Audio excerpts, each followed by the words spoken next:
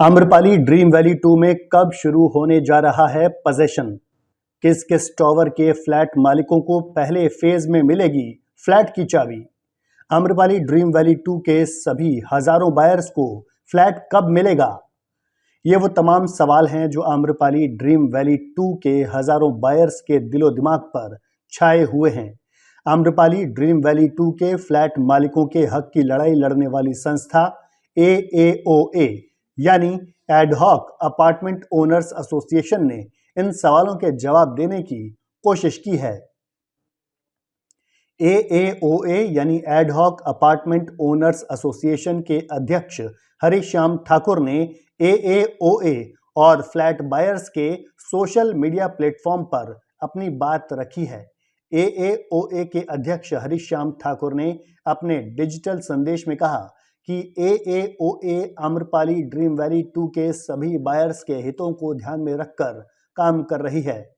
आगे बढ़ने से पहले आपको बता दें कि आम्रपाली ड्रीम वैली 2 के फ्लैट बायर्स के हितों की रक्षा के लिए एक एडहॉक एसोसिएशन बनाई गई है, जिसमें हरिश्याम ठाकुर अध्यक्ष, कुलदीप मुंशी उपाध्यक्ष, सतीश कुमार महासचिव, पंकज कुमार पांडे सचिव, मदन लाल कोषाध्यक्ष, गुंजेश गुंजन सह कोषाध्यक्ष और राहुल कश्यप सदस्य के तौर पर काम कर रहे हैं।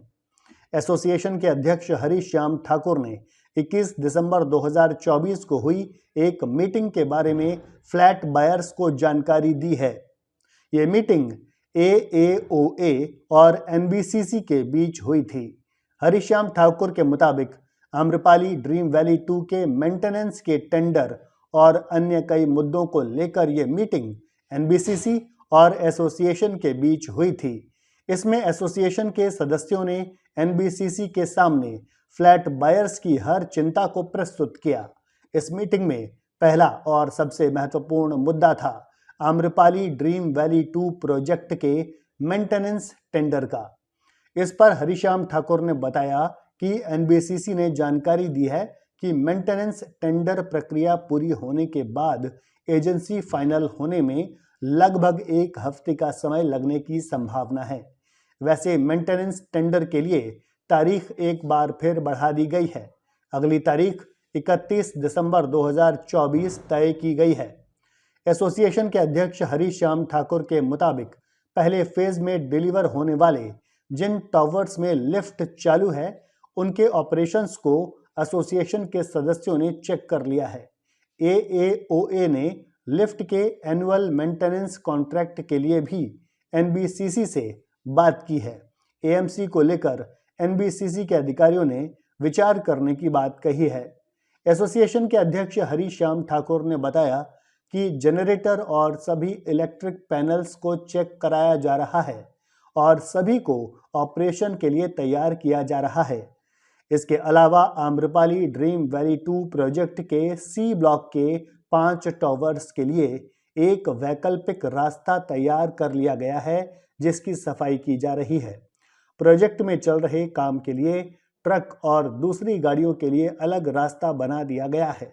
इसके अलावा आम्रपाली ड्रीम वैली 2 में जनरेटर और पानी के ऑटो बैकअप ऑपरेशन को अपडेट किया गया है, यानी अब लाइट जाने पर जनरेटर खुद चालू हो जाता है, टैंक में पानी ओवरफ्लो होने पर मोटर बंद हो जाती है और टैंक में पानी खत्म हो जाने पर मोटर खुद चालू हो जाती है। हरिश्याम ठाकुर ने यह भी बताया कि जनरेटर को PNG जनरेटर में बदलने को लेकर NBCC की मौखिक सहमति मिल गई है, जिस पर अमल किया जा रहा है। ठाकुर के मुताबिक कोर्ट रिसीवर ने लगभग 200 होम बायर्स का वेरिफिकेशन कर दिया है और उस लिस्ट को मंगाया जा रहा है। NBCC की कोशिश है कि इनमें से ज्यादा लोगों को पोजेशन लेटर दे दिया जाए। योजना है कि एक शुभ दिन देखकर पूजा कराई जाए और लोगों को उनके फ्लैट की चाबी सौंपी जाए। इस आयोजन की जिम्मेदारी NBCC निभाएगी।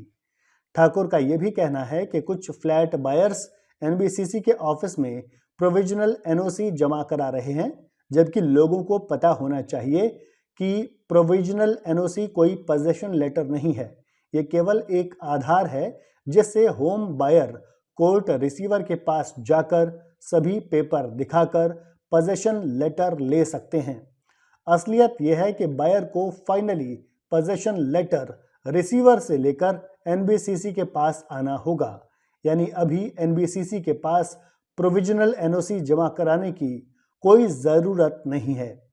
हरिश्याम ठाकुर ने आईजीएल यानी इंद्रप्रस्थ गैस लिमिटेड के साथ एनबीसीसी की मीटिंग की बात भी कही। एएओए यानी एडहॉक अपार्टमेंट ओनर्स एसोसिएशन के अध्यक्ष हरिश्याम ठाकुर ने बताया कि उन्हें जानकारी दी गई है कि ओसी यानी ऑक्यूपेंसी सर्टिफिकेट और सीसी यानी कंप्लीशन सर्टिफिकेट की फाइल अथॉरिटी में भेजी जा चुकी है। कुल मिलाकर एएओए का कहना है कि उनकी कोशिश जल्द से जल्द सभी को उनके घर की चाबी दिलाने की है। इसके अलावा मीटिंग में आम्रपाली ड्रीम वैली 2 के मेन गेट के आधुनिकीकरण और सौंदर्यीकरण को लेकर भी चर्चा हुई है।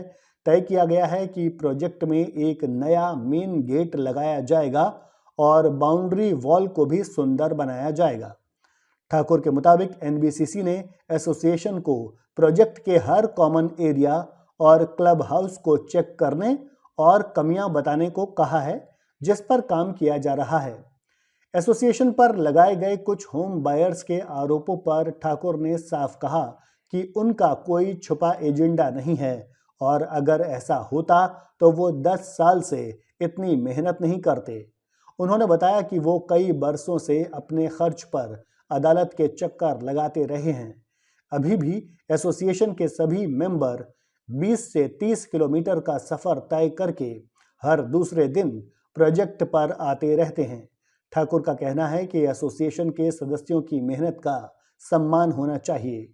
ठाकुर ने अपील की कि बिना पूरी जानकारी या सबूत के कोई आरोप लगाना सही नहीं है। ठाकुर ने बायर्स से कहा कि किसी भी तरह के आरोपों से बचने के लिए ही एसोसिएशन ने प्रोजेक्ट के टेंडर की जिम्मेदारी एनबीसीसी को दी है, ताकि वो टेंडर करे और कोर्ट रिसीवर अमाउंट दे। उन्होंने कहा कि टेंडर की प्रक्रिया एसोसिएशन के अधीन नहीं है